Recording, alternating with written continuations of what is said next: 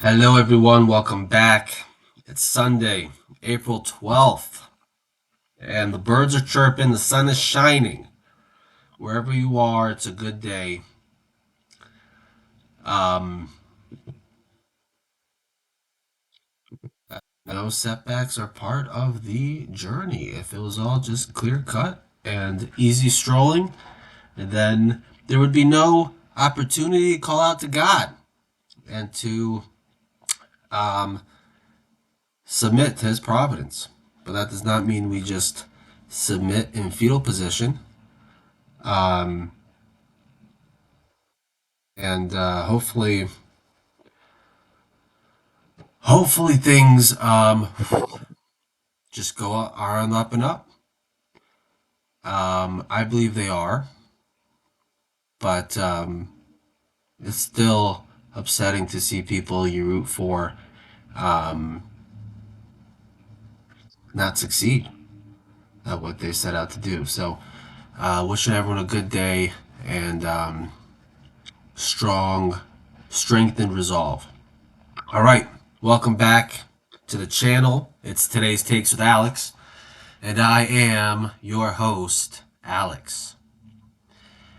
Friends, welcome to this exploration of one of the most important and challenging areas of ethical living: the spiritual significance of not speaking Lashon Hara, or harmful, negative speech about others.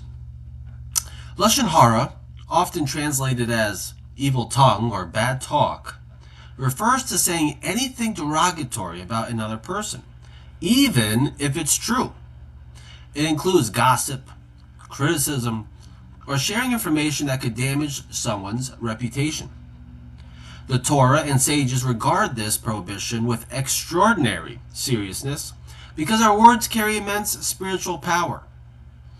Today we'll examine the biblical roots, the profound consequences described in classical sources, the beautiful insights from Hasidic teachings, and how guarding our speech can elevate our souls, our being, and bring more holiness, unity, and social cohesion into the world.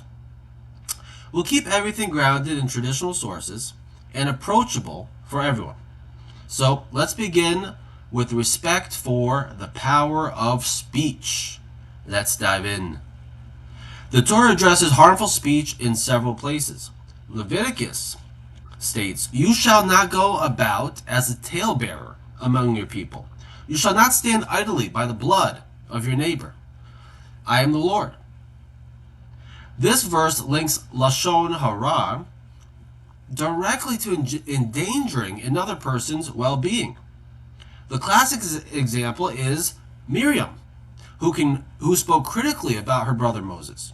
As a result, she was afflicted with tsarat, a skin condition that required isolation outside the camp. The Torah later commands us to remember what the Lord your God did to Miriam. That's in Deuteronomy. This teaches that we must guard our tongues to avoid similar spiritual and social consequences. The sages explain that Lashon Hara harms three parties at once: the speaker, the listener, and the person spoken about.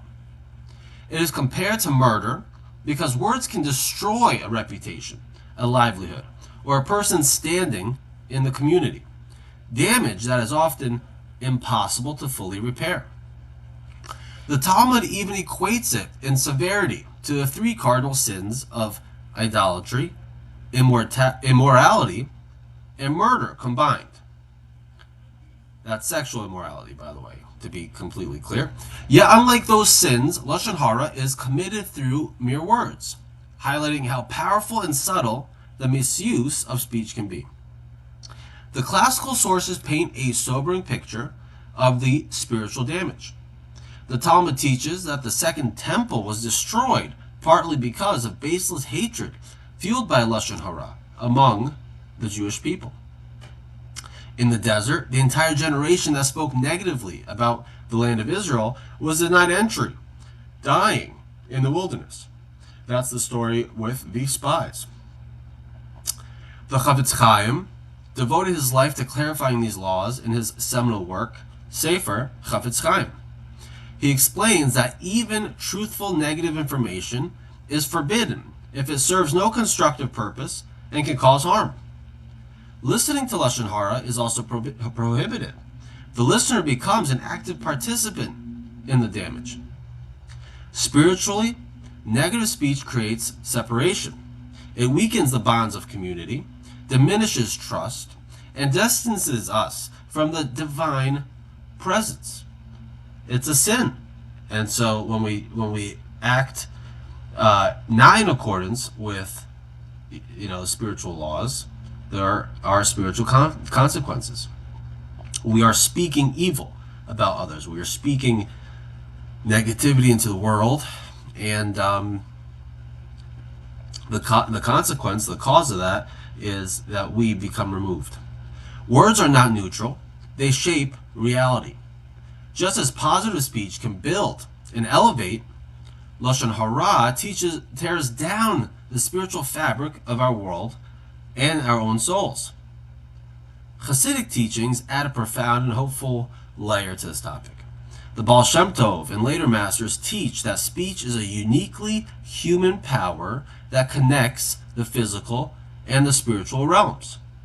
When we speak negatively, we not only harm others, but also give strength to forces of negativity and separation in the world.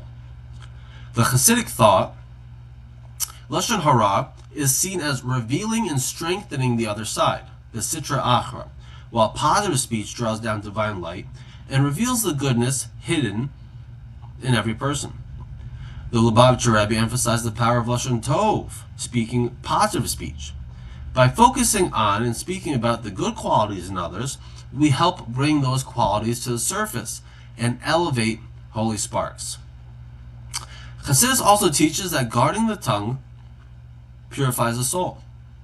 Since every person carries the divine spark, speaking derogatorily about another is like speaking against a part of God's presence in the world. We spoke about this in the last episode.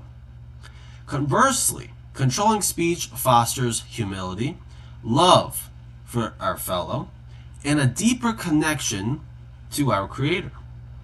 The Rebbe noted that the prohibition against Lashon Hara even applies to speaking negatively about oneself, because each soul is a precious part of the divine. So what does this mean practically?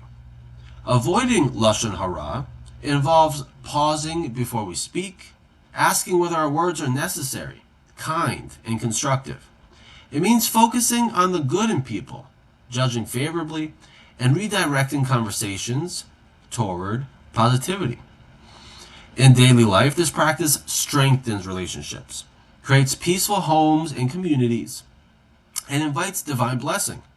The Chafetz Chaim teaches that mastering speech is one of the most effective ways to bring the final redemption closer, since baseless hatred and harmful words were key factors in the destruction of the temple. Every time we choose silence, our positive words instead of criticism, we participate in repairing the world, tikkun olam, and drawing divine light, divine blessing into the world and towards ourselves. It's a form of restraint, a form of right. We're going through the counting the Omer, the Sfira Omer, right? And so we talked about Gevura, which is restraint, right? Chesed is this benevolence, and Gevura is this restraint. So restraint is part of our makeup.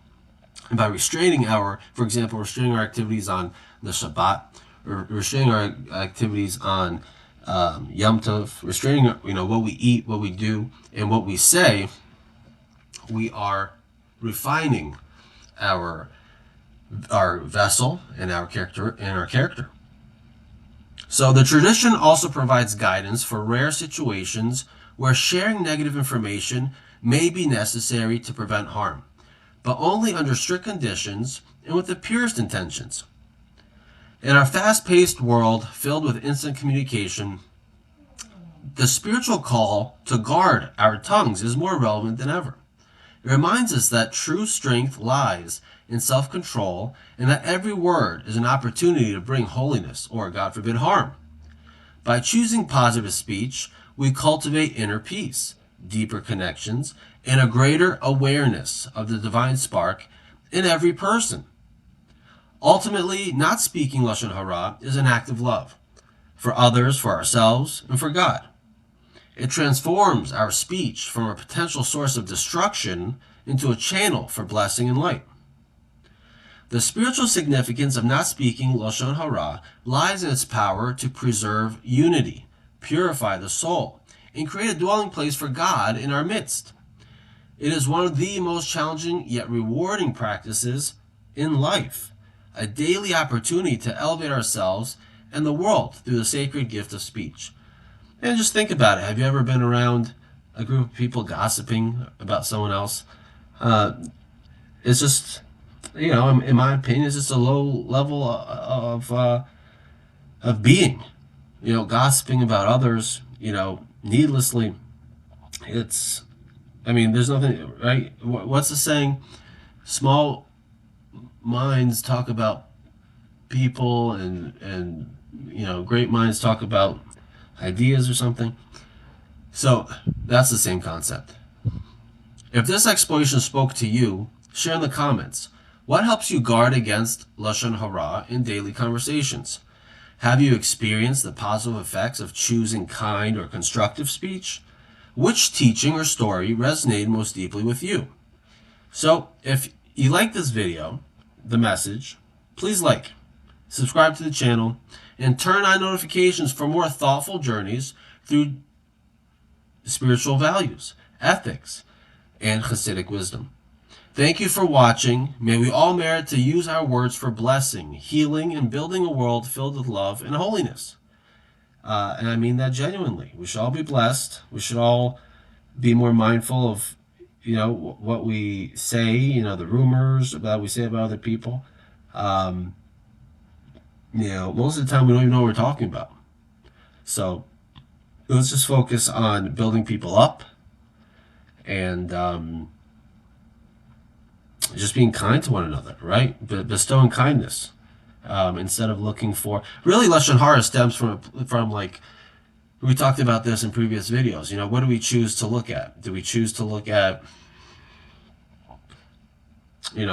something insignificant about another person that for some reason really it comes from a place of like, I don't know, maybe jealousy or some kind of like inner feeling of it, some kind of lacking, right? So we look at someone else and and to like build ourselves up, we go and talk needlessly about other people to try to bring them down.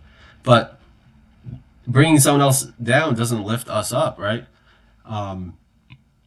It only serves to, it really doesn't serve anything. It just causes destruction. So let's all be builders in terms of building social cohesion, mindfully, conscientiously, because through this, we build a vessel, a collective vessel, individual vessel through our restraint. But with that restraint, we develop a stronger cohesion socially. Okay, so everyone have a great rest of your weekend. Be blessed.